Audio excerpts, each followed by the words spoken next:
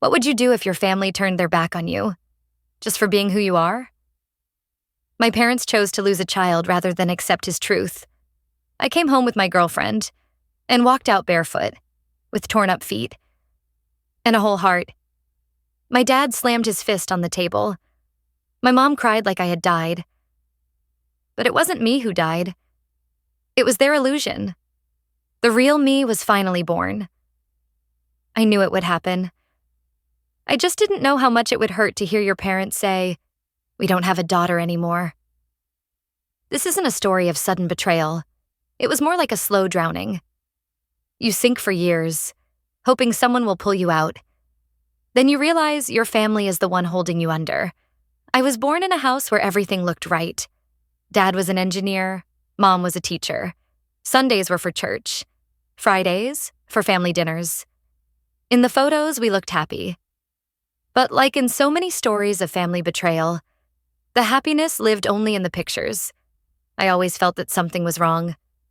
Not with me, with what they expected. When I was 8, I asked my mom for a black shirt like my brother's instead of a pink one. She looked at me like I'd said something shameful. When I was 10, I cut my own hair.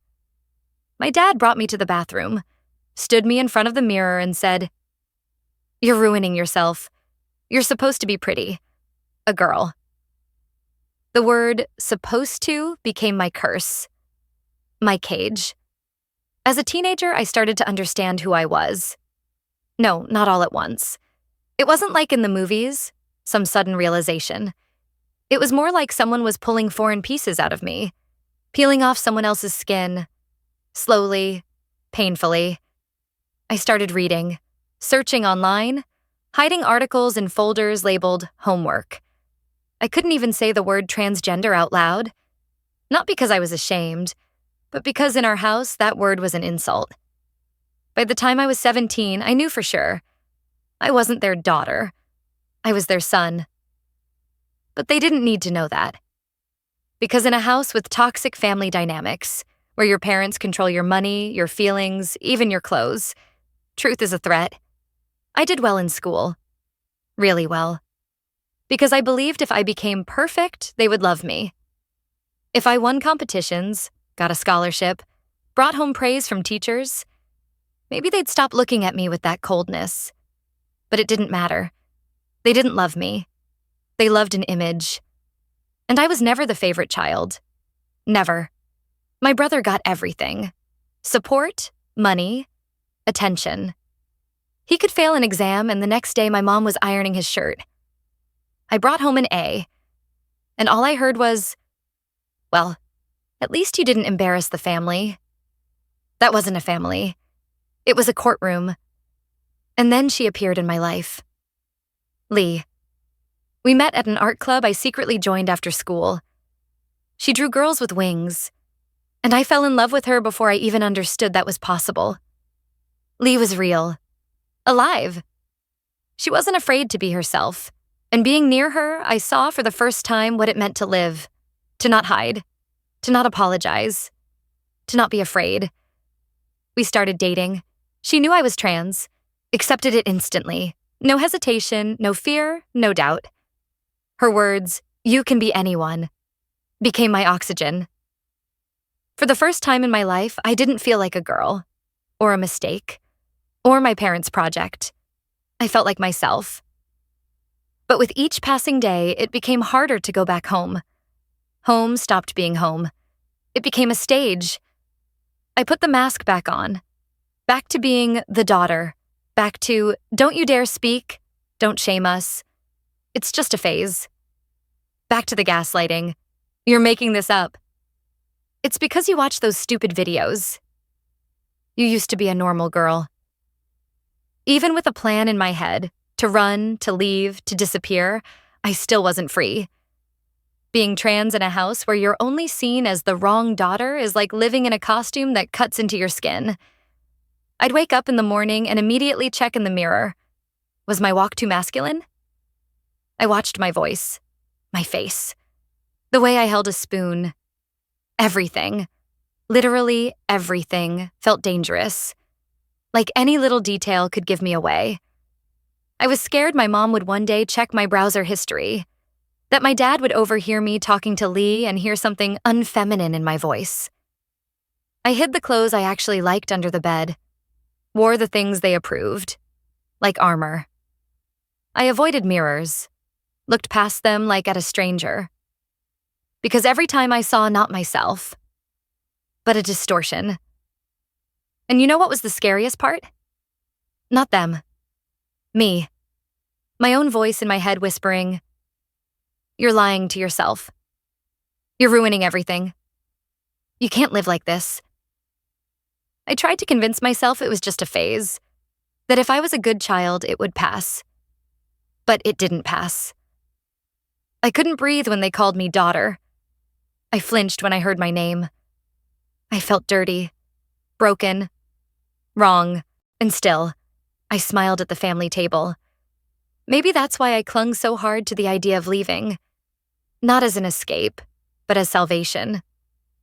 I kept waiting for graduation, telling myself I'd pack my bag and start a new life. But one night changed everything. We were sitting in the park. Lee was holding my hand. I said, "I'm tired of being afraid. I don't want to live like a stranger anymore." She nodded. And then I said, "Come with me. Home. Today, I'll introduce you. I'll tell them." I thought I was ready. I wasn't. We walked up to the house. I knew that doorstep by heart. Every scratch in the wood, the cracked tile on the porch. But now it felt foreign, like I was entering a stranger's home. The air inside smelled like mold, wax, and something sharp, maybe floor cleaner. Suddenly, I felt sick to my stomach. My throat went dry. I gasped for air like a fish. My hands were shaking. I stuffed them in my pockets so Lee wouldn't see how scared I was. I had imagined this scene 100 times. In every version, it was different. Mom screams, Dad walks away. Mom hugs me, Dad explodes. But that was theory. This was real. Every step felt like walking on burning glass. I moved forward, but inside I was screaming, "Stop. It's not too late. Turn around. You can still pretend this never happened." I looked at Lee, and panic surged through me. What if she leaves me right here? What if she sees how they treat me and decides I'm not worth it? My heart pounded like a fight was starting. My knees were shaking. It felt like I was standing on the edge of a cliff. One more step, and I'd fall. But there was no turning back. I took a breath, turned the doorknob. When we walked in, my mom just froze. Then she started crying. Not out of pain, out of disgust. My dad looked at Lee, then at me, his face filled with rage. "Who is this?" he asked. I said, "This is Lee, my girlfriend. And I'm not your daughter, I'm your son. My name is Aiden." Pause. Silence. Then, explosion. My father slammed his fist on the table. My mother wailed, and he said, "We don't have a daughter like that." Those words burned through me. But strangely, everything inside went still. Because in that moment, I realized I didn't have to please them anymore. I didn't have to be theirs. I could finally just be me. I stood in the hallway and didn't move. It felt like everything inside me had burned out in a single second. No fear, no rage, no pain. Just emptiness. Like someone had turned off the light, the sound, the smell. Everything turned gray. I looked at the walls, the old coat rack, the familiar slippers by the door. And suddenly I understood. This wasn't my home anymore. It was just a building. A place where I was never loved. Where I had to become someone else just to earn the tiniest bit of warmth. My eyes fell on a family photo hanging on the wall. There we were, Mom, Dad, my brother, and me. I must have been about 12. I was smiling, cautiously, painfully, as if silently asking, "Is this good enough?"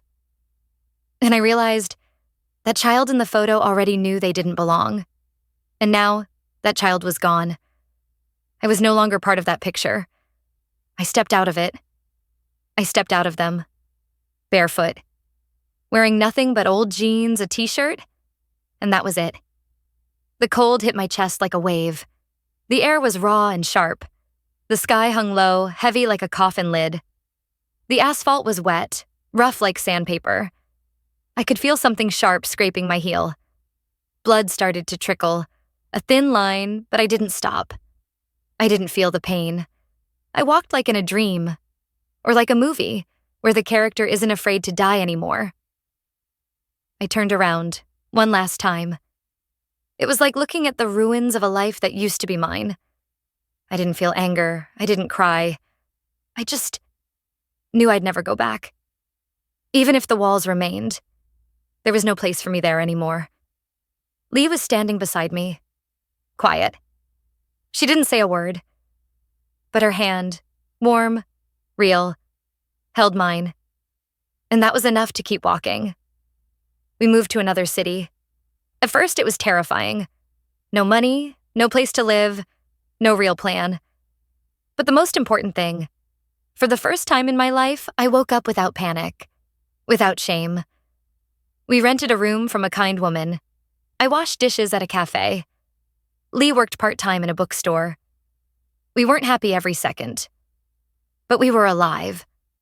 A year later, I started hormone therapy. 2 years later, I landed a job at a design studio. I'm 24 now. I've never been back. One morning, almost a year after I left, I woke up earlier than Lee. The sunlight slipped through the curtain and hit the old mirror by the wall. I stood in front of it. And for the first time, I didn't look away. I looked at myself. Truly looked. Without fear. And for the first time, I didn't see a broken version of someone else. I saw a guy, me, with eyes full of life, with a rough jawline, with a proud posture. That same day, Lee took out her film camera. She caught me by the window, sipping tea, scribbling something in a notebook. Click. "Why'd you take that?" I asked. She smiled. "So you could see yourself the way you really are, not the way they forced you to be." And when we developed the photo, I cried. It was the first picture where I truly felt like myself. Sometimes they still write. Cold, sharp letters. "You're ruining your life. You're shaming the family. If you change your mind, we'll think about accepting you." I don't reply anymore, because they were willing to love anyone, except me. And I don't live for someone else's love anymore. I live for myself. Let them say they have no daughter, because I never really had parents like that.